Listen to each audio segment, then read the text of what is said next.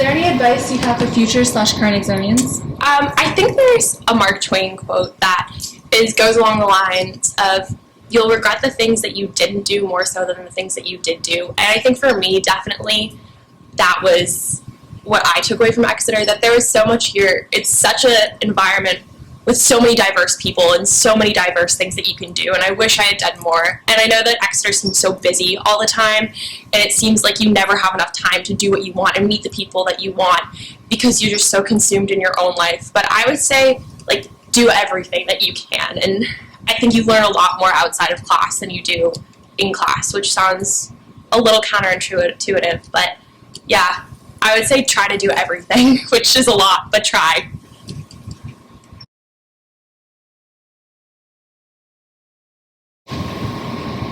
March 12th, 2015. 5 years later, my limbs trembled. Hot, sticky, bitter sweat slithered down my back and clung to my lips.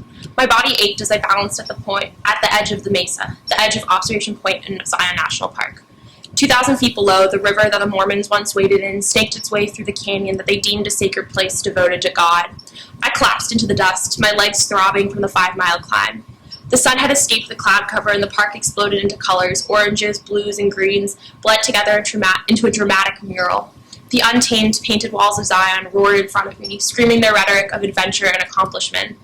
I could almost reach out and grasp the valley. My calloused finger extended over the edge of what seemed like the world, perpetually suspended in the effervescent climax of the hike, in between the ground below and the boundless sky above. Pride, excitement, and adrenaline gushed through my veins. I was one of those good people who hike. I was one of those people who have the drive to go out and make it to the top.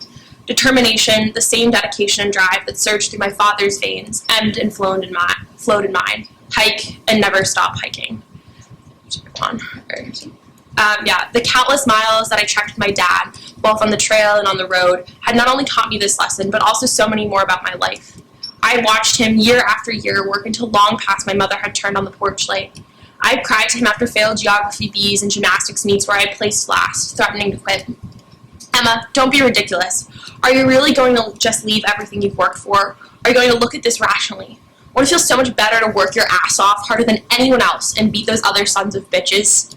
His deep voice emboldened me, omitting every R along the way.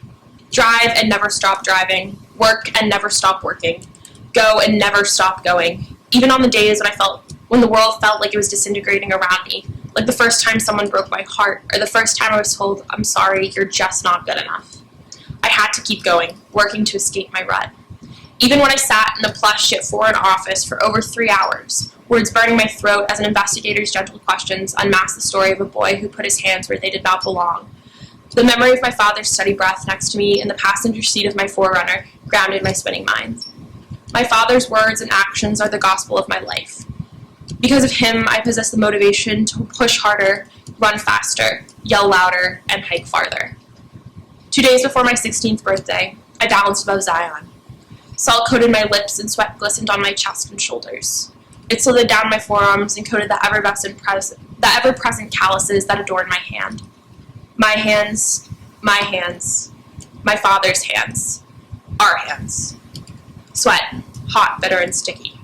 Always sweat.